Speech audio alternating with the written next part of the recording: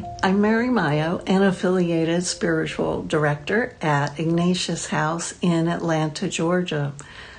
I am honored to look at the sacred space of the wilderness today.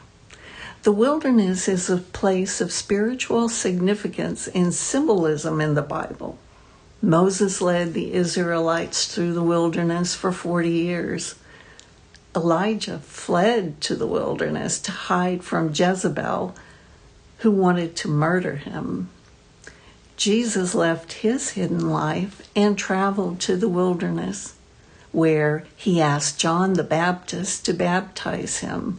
Finally, John agreed. As Jesus came up from the water, a dove rested on Jesus, and a voice revealed Jesus to be my beloved Son, in whom I am well pleased.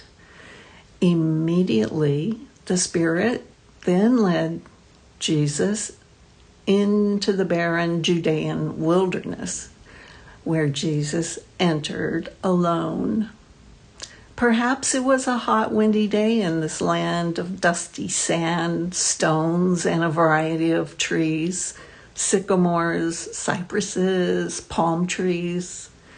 Jesus fasted and endured temptations for 40 days to prepare for his task ahead as God's beloved Son.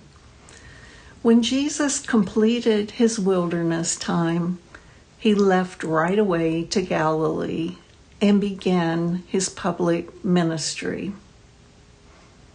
Let's now turn to Henry Nouwen, our spiritual writer this week. He describes struggling with solitude as a dreadful nothingness.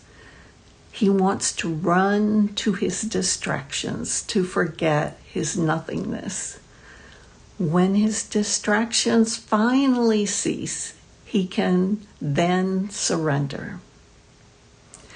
10 years ago, the mystery of the high desert drew me to travel to 29 Palms, California. I hiked in the desert in the daytime.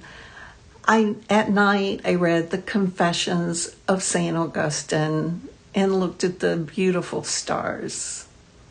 When I returned home from the desert, I now had a clearer understanding of my circumstances. I didn't know what would develop, but I was being transformed and on the threshold of something. I felt God's presence as my growth continued. I relished the memories of the barren landscape and God's presence throughout. The desert will always be one of my landscapes of prayer.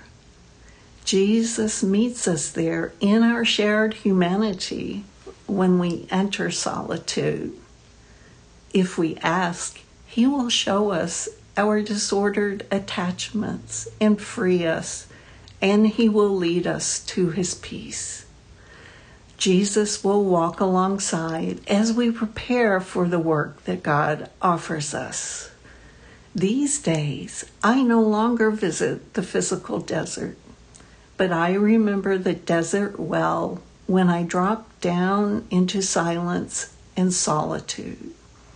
With renewed strength and clarity, I go out into the world where I walk alongside others in our shared humanity.